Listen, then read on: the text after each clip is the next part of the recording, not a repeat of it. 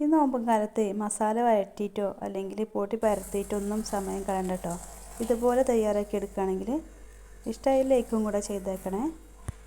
ഒരു പാത്രത്തിലേക്ക് നന്നായിട്ട് തന്നെ വേവിച്ചെടുത്ത ഉരുളക്കിഴങ്ങ് ഇട്ടെടുത്തതിന് ശേഷം 1/4 കപ്പ് ക്യാപ്സിക്കം കട്ട് ചെയ്തതും 1 ടേബിൾ സ്പൂൺ സവാള കട്ട് ചെയ്തതും കുറച്ച് മല്ലിയിലയും കറിവേപ്പിലയും കട്ട് ചെയ്തതും ചേർത്ത് നന്നായിട്ട് തന്നെ മിക്സാക്കി എടുക്കുക. ഇനി ആവശ്യത്തിനുള്ള ഉപ്പും 1/4 ടീസ്പൂൺ മുളക് പൊടിയും പിന്നെ 1/4 ടീസ്പൂൺ വലിയ ജീരകം പൊടിച്ചതും 1/2 ടീസ്പൂൺ മല്ലിപ്പൊടി 1/2 ടീസ്പൂൺ ചില്ലി ഫ്ലേക്സും കൂടി ചേർത്തിട്ട് നന്നായിട്ട് തന്നെ ഒന്നുകൂടെ ഒന്ന് യോജിപ്പിച്ചെടുക്കാം.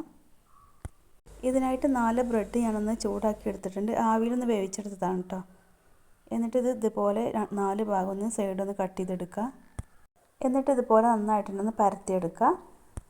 ഒരു പാത്രത്തിൽ 2 ടേബിൾ സ്പൂൺ മൈദപ്പൊടി ഇട്ടെടുത്തതിന് ശേഷം കുറച്ച് വെള്ളം ഒഴിച്ചിട്ടൊന്ന് കലക്കിയെടുക്കുക. ബ്രെഡിൻ്റെ ഉൾഭാഗത്ത് കുറച്ച് ടൊമാറ്റോ സോസ് ഒന്ന് വെച്ചെടുത്തതിന് ശേഷം ഇതിൻ്റെ ഒരു ഭാഗത്തായിട്ട് കുറച്ച് മസാല വെച്ചെടുക്കാം. ഇതിൻ്റെ മുകളിലായിട്ട് പുഴുങ്ങിയെടുത്ത മുട്ടയുടെ ഒരു പീസും കൂടെ വെച്ചെടുത്തതിന് ശേഷം ഇതേപോലെ നമുക്കൊന്ന് മടക്കിയെടുക്കാം. മൈദമാവിലൊന്ന് ഡിപ്പ് ചെയ്തെടുത്തതിന് ശേഷം ബ്രെഡ് ക്രംസിലിട്ടിട്ടൊന്ന് കോട്ട് ചെയ്തെടുക്കുക. ചൂടായ എണ്ണയിലേക്ക് ഇട്ടിട്ട് മീഡിയം ഫ്ലെയിമിലിട്ടിട്ടൊന്ന് ഫ്രൈ ചെയ്തെടുക്കുക. നല്ല അടിപൊളി ടേസ്റ്റ് ആയിട്ട്. അപ്പോൾ എല്ലാവരും ട്രൈ ചെയ്ത് നോക്കുക.